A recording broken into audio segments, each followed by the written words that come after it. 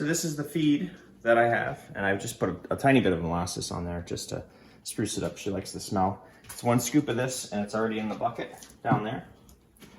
And you can see our nice little steer here is wet from the rain. Curious what's going on. And I get my feed from a little trash can that I turned into a feed holder. This is all a local non-GMO dairy cattle feed. Gotta put this one up in reserve. This one I'm gonna go get my dairy cows. Hey buddy, it's Uncle. Excuse me, buddy.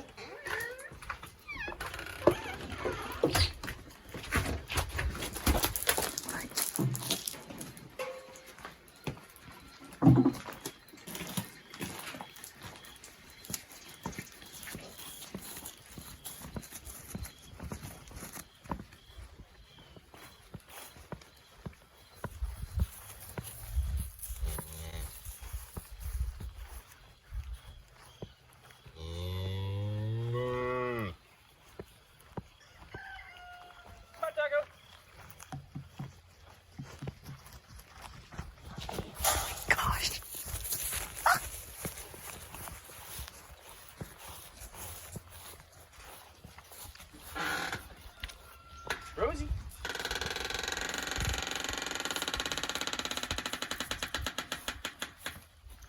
This is just my backyard.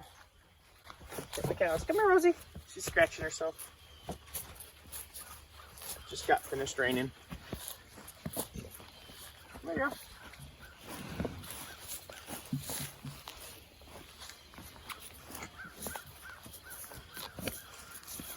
And Rosie's daughter Ume is over here.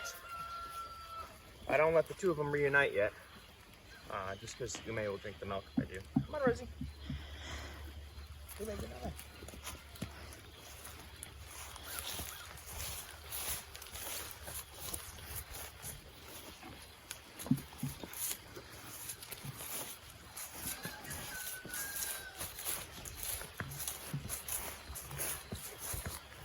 As you can see, it's right under my deck that I milk my cows. I don't have a barn, so I have to make do with this. And I don't have her haltered up or tied up, but this is the system that works well for her. So I do it. Come over here and plug in the machine.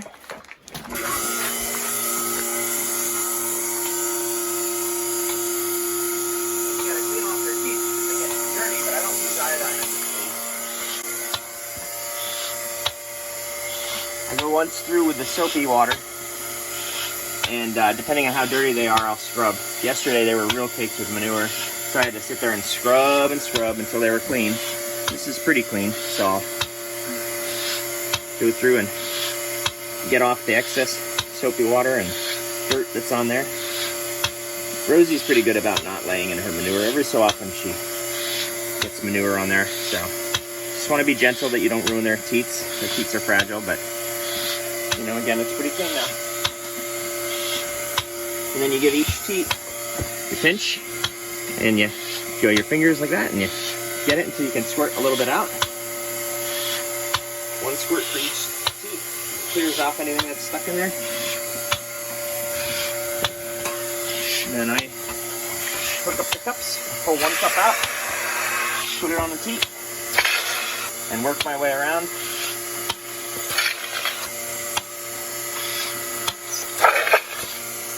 This. And this is the shutoff if I need it. I go and take these teat cups and I put them in the bleachy water.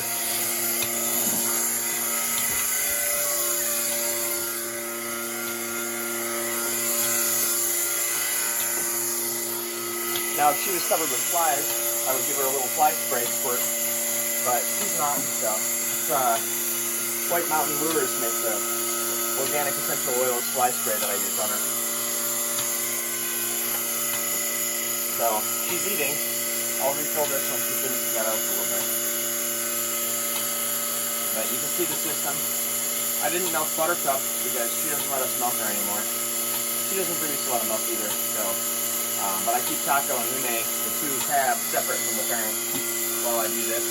I separate them the night before at around 5 o'clock. And then you can see it's first light. I come out here. I get Rosie, bring her up the hill or bring her from wherever she is. I feed her, I milk her, and then I'll set Rosie loose and Reunite will return. So I don't use much, I just use a little bit at a time. Once she's done milking, I don't want to give her too much grain.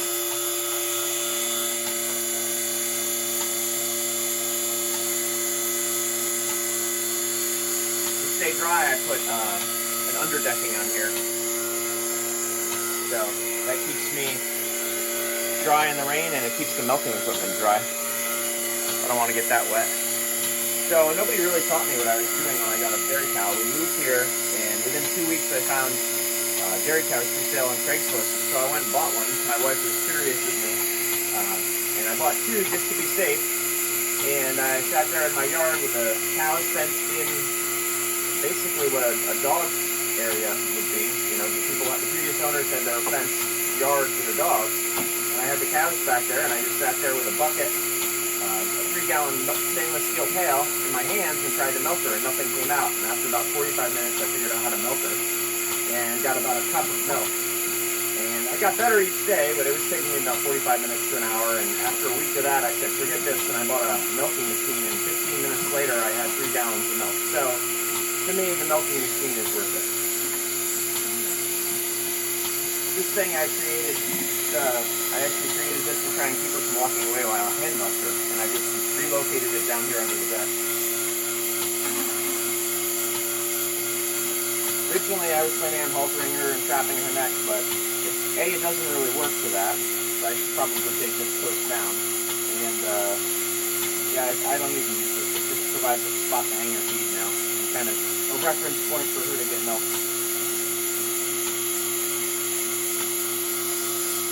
Check to see if she's still making milk. Now I pasture, so I'm not going to get as much milk as somebody who milks twice a day and has their cows just explicitly for that.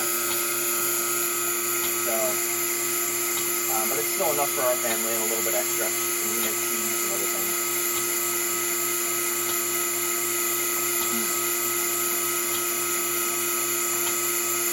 And actually, it's important to note, some people kind of protest feeding grain cows, and Jersey cows tend to get hypoglycemia, which is where they get low blood sugar. They need a little bit of grain in their diet. I don't give them too much, it's only a few pounds a day. You know, so maybe 2% of their daily intake is grain, but still it provides them a little bit of an energy boost and helps them from getting hypoglycemia. They also have a mineral that I give them, and kelp. And it's important to remember that Jersey cows were raised on, the British Isles, and kelp was an important part of their diet. So they need to have some sort of good, healthy source of kelp in their mineral feed. Same with Guernsey cows. Any of those British Isle cows are going to be fed some kelp.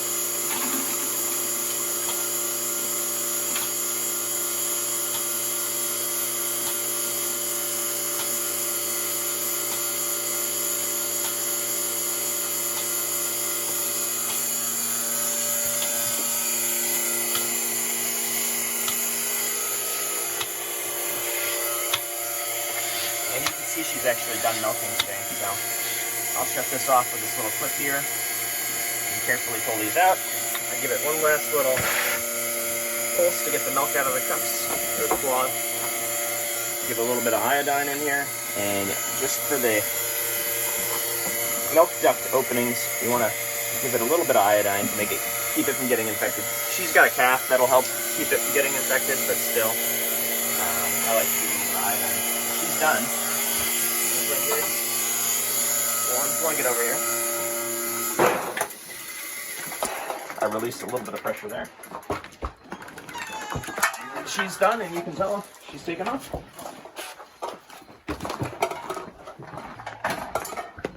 So now with this open, so that the bleachy water can get in these little cups, put this whole thing down in here, and that helps just to disinfect any kind of gunk that might have gotten on the outside of those claws. And then this is going to go upstairs, and we're going to drain this. So it's important not to plug in the machine right now because you'll suck all that bleach into your milk, and you don't want to do that. So grab the bucket and bring it upstairs.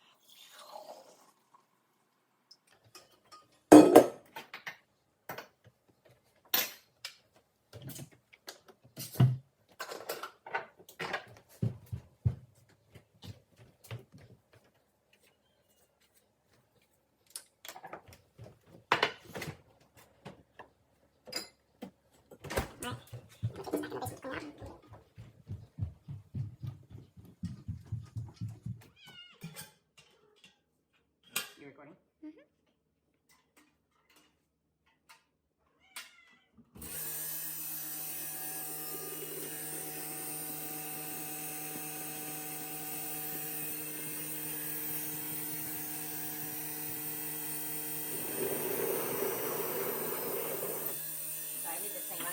It's important to dry out the humidity in the hose, so we'll leave that running for maybe 5 minutes. Come back down and unplug that in 5 minutes, and then we'll take this up and wash it.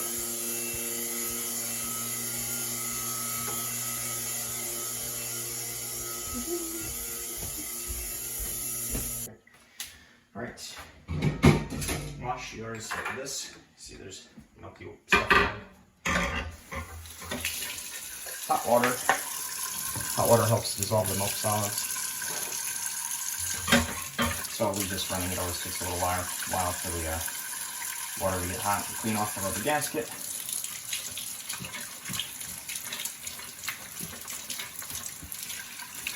And even though this is my utility sink, I only use this for milking. I want to keep it clean.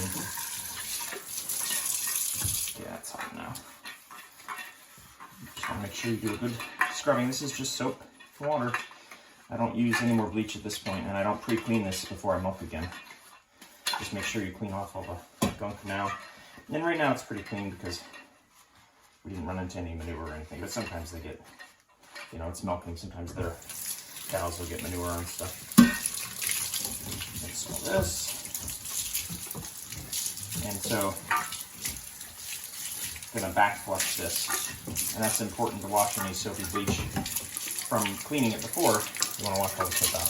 This is just the stop valve, so if the milk bucket trips over, this stops the vacuum from sucking the milk in and ruining the vacuum pump. But just take that out, and then we just run the water backwards for a little bit.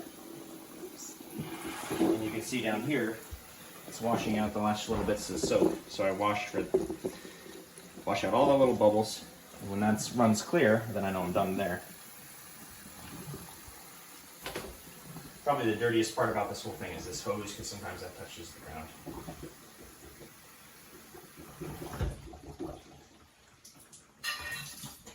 So, lift this up.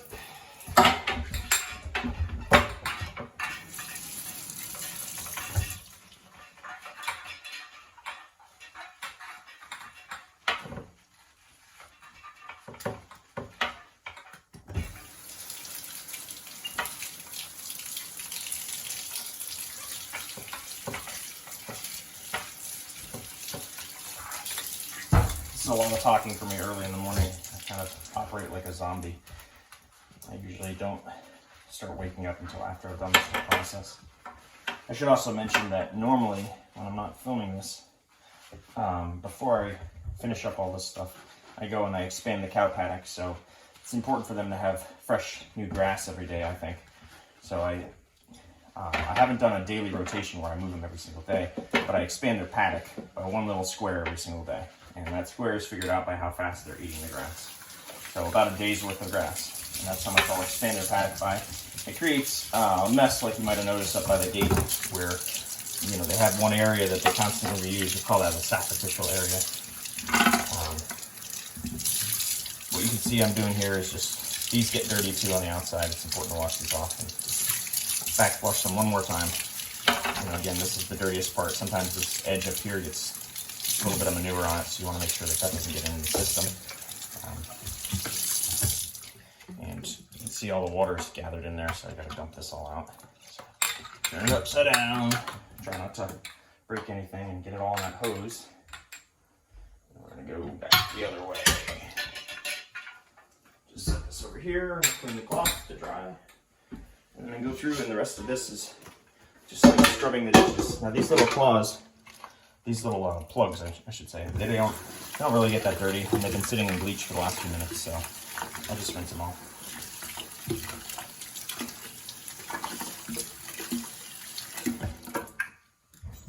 I don't like using bleach, but you know, there are some advantages to it. It is a really good solvent for some of the dairy solids, getting it out of your line, and it kind of helps prevent mold from growing inside the line because it is kind of humid in there. It doesn't ever completely dry out. I milk every day, so it's all right, but still, in Virginia, where it's hot and humid, you can get mold in a day, so I don't want to get that. So a little bit of chlorine after I'm finished milking to ensure that that doesn't happen. I haven't found a really good alternative to it that's eco-friendly, but a capsule helps to keep the bacteria from growing and the funguses from growing and keep the whole process sanitary. I don't pasteurize my milk. It's actually healthier for you. It's just right for the cow. And this thing. You can hear our daughters waking up in the back.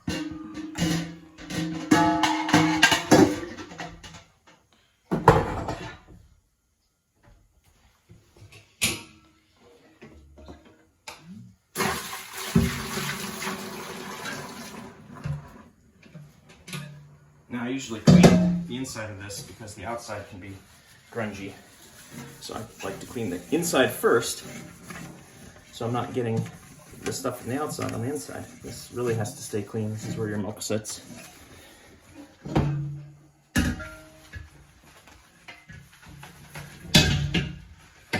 Clean the handle. Your hands always get some sort of manure on it when you're doing this. It sounds gross, but it's fine. As long as you just don't touch your milk with it, which isn't that hard.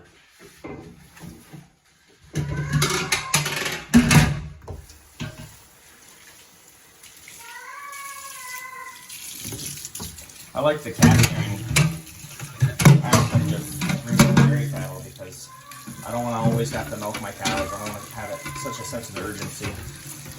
If you're a dairy operation, you're going to want the extra milk. It comes from separating. But I just like the happiness that the cows have while they have their calf. The calf seems to take care of the mama cow a little bit better than I do sometimes. So I leverage that to my advantage.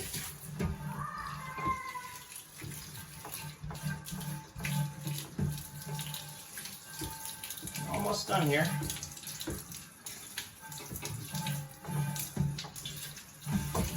When I'm done with this, I'll just go down and escort Rosie and her calf back to their pasture area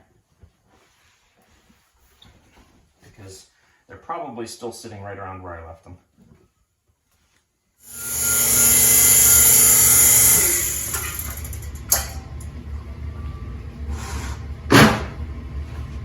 Put on my outside shoes.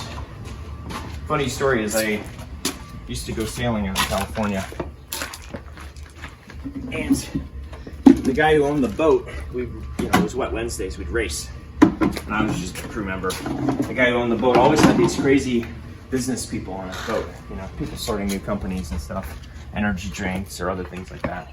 And one day this guy walks on and he's selling us these shoes.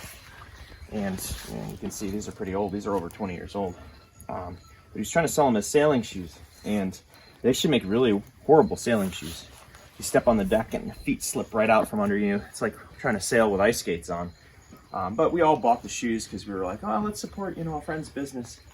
Well, anyways, Crocs went on to be a pretty big company, and it was fun. Fun little story. But we all thought the guy was crazy, but he found his market. Now, what happened here, I left the gate open and filmed this video, and all the cows came up in the backyard. They wanted this grass.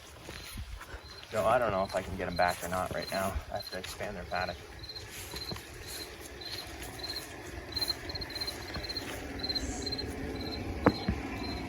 Come on, guys. Hey. Hey.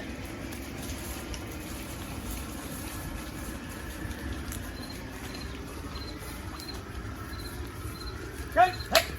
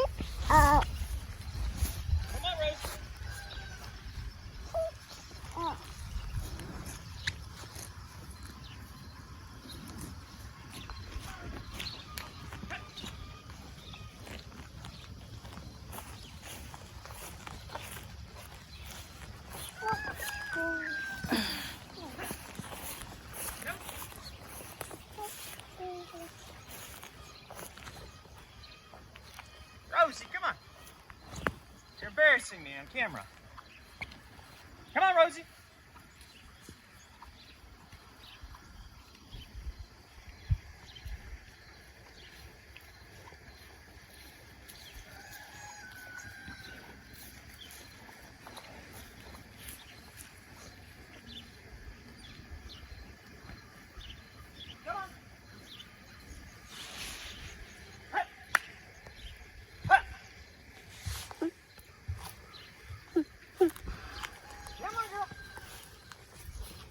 Want some new grass down there?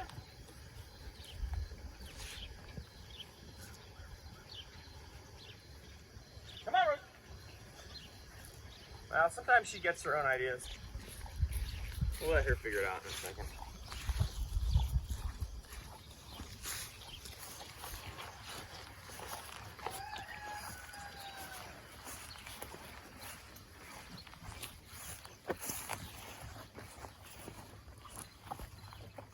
This is it. This is my containment.